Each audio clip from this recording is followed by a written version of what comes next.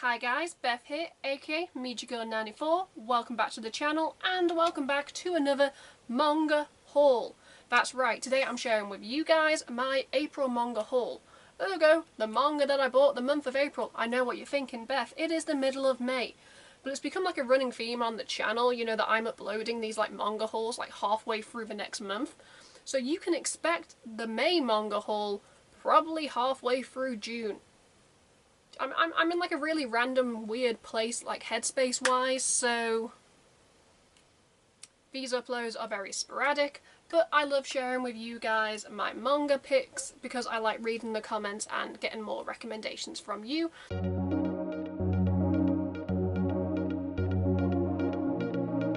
I've split them into two piles just to make them easier.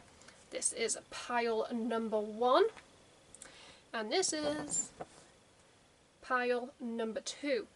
I think we're actually going to start with like pile number 1, and we're going to start with 2 volumes that complete a series. This is Ex Yakuza and Stray Kitten. This is volume 3 and this is volume 4. I have had the first 2 volumes in like a previous haul, and I said in that haul that I was only going to buy the remaining 2 volumes of this series if the price lowered because they are $12.99 new. Now, I buy my manga in a multitude of places, Waterstones, W.H. Smith's, Forbidden Planet, like Worlds Apart, Amazon, Travelling Man, etc. And well, they've rearranged the Worlds Apart here in Liverpool, and they actually now have like a sales section for the manga and light novels. And I was just perusing the sales section and I came across volumes 3 and 4 of Ex Yakuza and Stray Kitten in the sales section, and I was like, oh, let's see, like, how much money are they gonna knock off, because you know they're $12.99 new. And I actually got these bad boys for $8.99 each, which I know what you're thinking, Beth, that's not a lot, but you know, that £4 makes a difference, and I did promise myself I would buy them only when they were on sale, so oh, the irony. But no, this is like such a cute series. You have Ex Yakuza, he's got himself like a kitten, and like he like runs like a really cute like cafe, and there's just drama, there's comedy. It is just like so much like cuteness like wrapped into one. It was like a random buy, the first 2 volumes, and when I found out there were only going to be like 4 volumes, I was like, ooh, a nice short series, and it's just cute and it makes you feel good. If you want to feel happy, check out Ex Yakuza and Stray Kitten. Up next is another complete series that I just bought randomly on Amazon, and it is Mobsters in Love volumes 1 through 3. So we have volume 1, volume 2, and we have volume 3. Now, like I said, these were bought on Amazon because Amazon have a thing where if you buy like certain like manga or books, if you buy 4, they knock off like a percentage. And I actually came across volume 1 in Waterstones, and I believe if I'm looking at the back, oh no, because it comes from Amazon, they don't actually have like the stickers on, but I believe they were like $12.99 to like $14.99, or like they might have even been $15.99 each, and I was like, oh, that is a lot of money. So I actually made a saving picking up all 3. Now, I did not know that this was actually a complete series, that there was only going to be 3 books, until I actually looked up on Wikipedia, and then I read the blurb of the final one, and it said, in this final volume, will these 2 mobsters find their way back to each other and land a happy ending? And I was like, oh, a cute little BL. As it says on the blurb, a light-hearted rom-com starring a handsome older man and his love-struck second in command. So literally, you have a Yakuza and his right-hand man. The right-hand man has like a massive crush on his like boss, and there's drama because you know he can't really tell him his like true feelings out in volume 2. there's like another like Yakuza member who finds out and is like, ooh, I'm gonna tell your secret unless you know, become my servant. And like they kiss and he gets caught by the guy he actually has a crush on and he's like, oh. And then spoiler alert, he is kicked out of the Yakuza in volume 3. And well, will they get back together? Who knows? So it is very cute. I'm not, like I said, that was like a vague overall plot of like the series. I was generally surprised how much they fit into like 3 volumes, because usually like short series, I think like the next shortest series that I own, like Ex Yakuza, that's 4 volumes. Like Polar Bear Cafe, which is on my shelf, I want to say that's like 4 or 5 volumes. Rosin Blood, that was 5 volumes. So the fact that this is like 3 volumes, and they managed to like have a start, a middle and end, drama, conflict. But yeah, I literally saw the title of like book 1 on like the shelf, and I saw that cover and I went, oh Beth, you and your BL obsession. But you know, yeah, Mobsters in Love volumes 1 through 3. This is a complete series. Yes, it's a little bit on the pricier side, but Amazon had a good deal. So if you want like a cute rom-com BL, check out Mobsters in Love. Continuing on the BL theme, we have the 3rd volume of Turns Out My Online Friend Is My Real Life Boss. Now this is like a really cute series. In like volume 1, you had they play the same like online like fantasy game, and they're a part of the same team, but like he hates his boss in real life. But then they kind of find out, oh crap, we've been playing with each other. Book 2 was they get into the relationship, but they struggle because they kind of can't separate like their like personal life from like the game, and like it seemed like they only had connection within the game. But volume 3 has come out, and like the blurb, like they're pretty much getting their stride as being like a couple, and there's like they're trying to be like more like venturous, and it's just cute. So, you know, I'm going to continue to pick up this series. I've only got one problem. Look how thin this volume is. I can't reach for them on my shelf because they're by my desk. But like volume 1, if you recall from like a previous manga haul, it was like a chunky boy, and I was like, oh my god, are all the volumes going to be like chunky boys? And then volume 2, they also sized down. But now like volume 3, I'm kind of disappointed that it's like the same size as like a lot of other volumes, and I'm like, oh, they should have either like split up volume like 1 and like made some of the other volumes chunkier, or maybe do less volumes and have chunkier boys, because this is still the same price. I took off the sticker, but this is like $15.99, so I'm paying $15.99 for a thin boy, whereas I paid $15.99 for the chunky volume 1. So, it's like shrinkflation. I'm not quite sure why. They should have maybe just either done like thinner volumes, bigger volumes, but it's the fact that they're going to stick at the same price, and I'm like, ugh, it's such a cute series, and these two have like stolen my heart. But I'm looking at the price and thinking, this is not $15.99 like material. But I'm probably going to keep buying the volumes in the future, so if you want like a cute like video game BL, check out Turns Out My Online Friend Is My Real Life Boss. Try and say that 3 times. Really fast. I dare you. Okay guys, up next is the first 3 volumes of My Special One, Volume 1, Volume 2, and Volume 3. Now, this is a really cute like shoujo beat series, and this was actually recommended to me by a friend. She saw my like shelf when I was like reorganizing, and she was like, oh, you're reading like Taimon's B-side? And I went, oh yeah, it's such a cute series. And she was like, you should check out My Special One. And I was like, oh, what's it about? And she was like, oh, there's an idol and there's a girl. And I went, oh, I see where this is going. And she was like, no, it is different. It's not like Taimon's B-side where she's like an ultra fangirl. Like, I believe like even like in the first volume, like he comes into a restaurant, accuses her of being a fan, and she shouts at him. but then slowly the relationship and friendship blooms.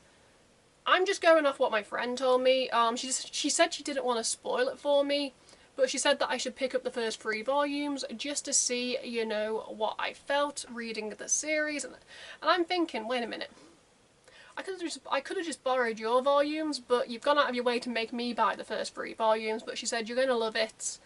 And yeah, I find like shoujo beats, I've been reading them for years, ever since like my high school days, and I like my action, I like my BLs, but I also like my rom-coms, like slice of life, just cuteness.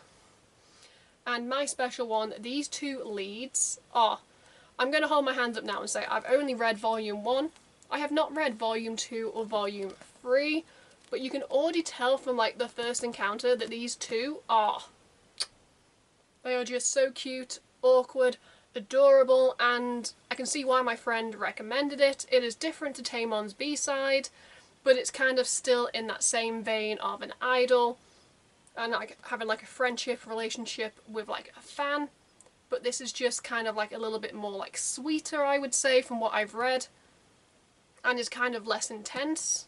But like I said, I've only read volume 1.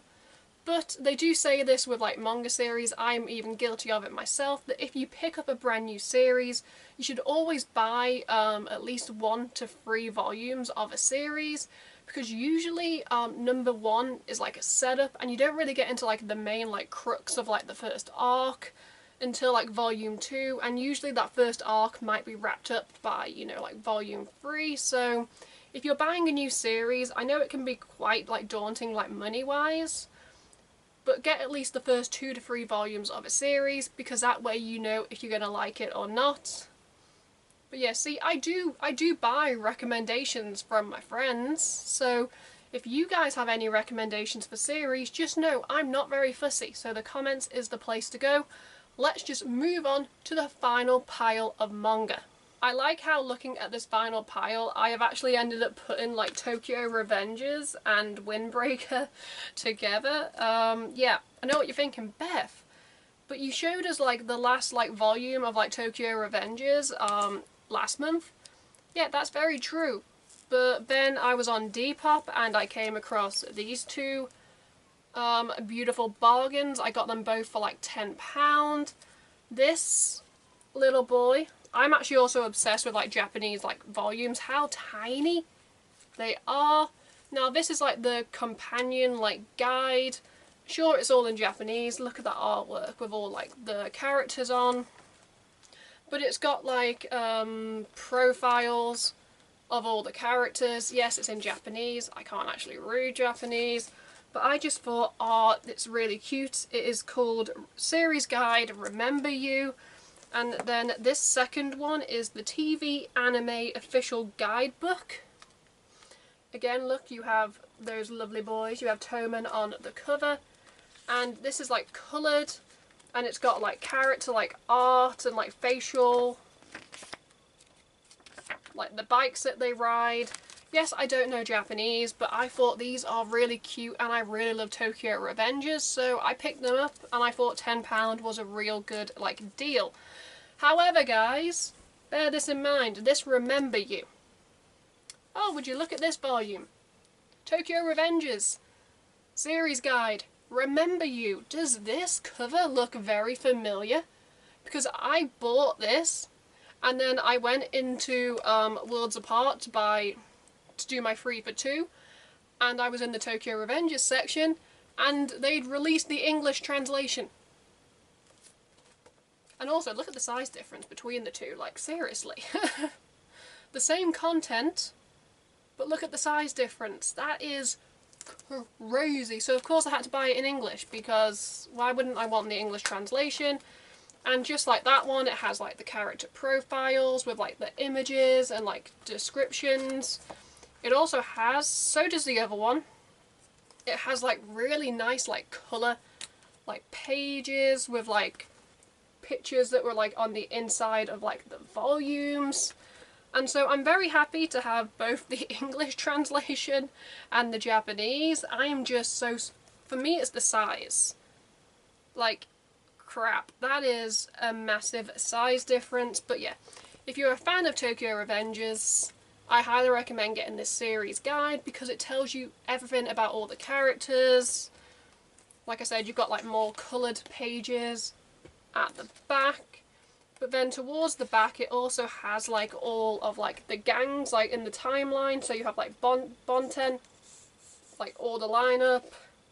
You then have like Black Dragons, you have like the Tokyo Manga gang, like Toman, like Generation 1 and Generation 2. So this is just a really good guide, and I can see why they waited to release it like a few weeks after the release of the final volume of the series. Because, well, I mean, it's like a build-up, and I think it's kind of cute with like the whole "let's remember you." It's like kind of like a thank you. Here's a series guide.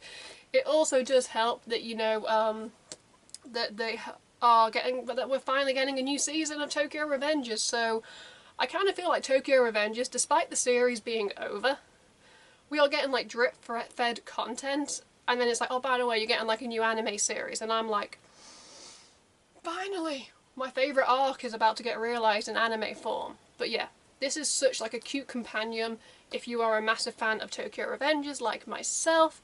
I actually picked this up on Amazon, and I think it was on sale. I want to say this cost me like £13, and I think it is worth it just for my boy. Of course I would open a random page on Ran, but yeah, I love the series. And well, sticking with Tokyo Revengers, we have the spin-off series, which is Tokyo Revengers, A Letter from Baji. This is volume 3. I believe when I was on Tumblr, someone said that there's only going to be like 6 volumes in the series, and then the spin-off is complete, so this is volume 3. I want to say volume 4 comes out next month, so they seem to be like releasing these volumes very quickly. And yeah, for those of you who don't know what this side story is, you have, if you've watched or read Tokyo Revengers, you have Baji, and you have Shifuyu. I can never pronounce his name. But like, spoiler alert, in the main series, in like one of the first arcs, like Baji is like a captain, it was one of the captains, Shifuyu is his second. There's an arc where unfortunately Baji dies, but Takemichi is like, I'm gonna save him. And they are considered 2 of the best fighters in Toman. And so this is like a side story, like an origin, about like, it's gonna sound weird how I'm going to describe this, but like, it has got Toman in it, but like Toman like early days, and they're going against like another gang, and there's like other characters, so it's kind of like a nice prequel series, and it kind of showcases a lot of Baji and Shifuyu, and I'm like, oh, it makes perfect sense to do a spin-off prequel, because you learn more about Toman, you learn more about like the creation and like the members, and you also see like other gangs that were around that, you know, aren't really in the Tokyo Revengers like universe in terms of like the main series. And I believe more series should do spin-offs, especially if you've got characters who are loved within the fandom, because it allows you to explore the story and the characters like a different point of view. And sometimes you think, oh, what's this character up to? That's what like a prequel or like an origin is for. It's, yeah, the artwork is in similar, well, it's the same author, same manga, so you're going to expect the same designs. I do not like these 2 characters. No, not a fan. Not a fan of these characters, but if it's true there's only going to be 6 volumes, it's a short series, I'm going to buy all 6, because at this point I am invested in the story. But yeah, if you want like a Tokyo Revengers like spin-off, there's like a prequel, origin to before the main series, then check out A Letter from Baji. The final volume in this manga haul is, like I said, I ironically put it with Tokyo Revengers. It is volume 10 of Windbreaker. Fighting, delinquents, school. Oh, now where why does that seem so familiar? Yeah, we're not getting into the Windbreaker Tokyo Revengers comparison. There are so many videos on YouTube and TikTok going through comparing the 2. But yeah, Windbreaker Volume 10. I believe in Japan they're currently on like Volume 20 or Volume 21, so oh, my bank account is going to be crying because we're only just getting like Volume 10 here in England, so it means the series is still ongoing. Season 2 is currently airing weekly on Crunchyroll, and I've been watching it both subbed, and then I'll rewatch it with like the dubbed. But you know, it is such a good story. The characters, like the emotions and like the feelings. Like, I understand why a lot of people do compare it to Tokyo Revengers. Like, the creator of Windbreaker has gone out on a limb and gone, I'm a massive fan of Tokyo Revengers. I took a lot of inspiration, and the author of Tokyo Revengers was kind of like, I'm a little bit flattered. So yeah, there's always going to be those two comparisons. But for me, like, character-wise, side cast get more attention, I would say, in Windbreaker. Yeah, Tokyo Revengers, you have Takemichi, he's the main. You then have, like, Mikey, he's the main. You have, like, these core cast who are the main characters who you pretty much see a lot of in the series, be it the manga or the anime. But Windbreaker, you've got Sakura, he is the protagonist. However, all of like the side characters, including like random like classmates that are in the same class as him, they get equal amounts of attention. So you're kind of learning more, not just about the main characters, but also the side characters are getting love. And I think that is like really smart, and it's really clever, because it allows the fandom to be like a lot more diverse when it comes to, oh, who's your favourite character, because you can easily go, who's your favourite main character, but then you can also go, well, who's your favourite like side character. So I do kind of like how this series has struck the balance where everyone gets enough time to shine. Like, you've still got the main story, you've still got the main arcs, but each character has enough like limelight to be like, okay, they're interesting, I like them, I don't like them. And yeah, Volume 10, this cover, I just love these three, because you've got the captain and then you've got his two like vice captains. This trio is just peak. I have watched so many like unhinged clips and like short videos on like YouTube of like these three and just how they share the same brain cell. It is great. So yeah, I'm very happy that, you know, I've got Windbreaker, especially with Tokyo Revengers coming to an end. There only being 6 volumes in the spin-off, so I needed my fighting delinquents, and well, that's where Windbreaker came in, and that just ends my April manga haul. I hope you guys learned something about me and, well, my taste in manga and my diverse taste in manga. In the comments below, I'd love to hear, you know, your guys' thoughts and opinions on some of the series that I'm reading. If you guys have any recommendations, comments is the place to go, because I am not fussy when it comes to series, so feel free to recommend. Let's just wrap up this video before I continue to ramble. If you'd like to support me and the channel in the future, you can by clicking like to show me some love. You can click subscribe and tap that bell to be notified when I upload on this channel. Yeah, check out my last 2 videos or playlists. Nothing's stopping you. Depends what mood I'm in when I'm editing this. Until next time, I'm Beth, Mediagirl94. Goodbye.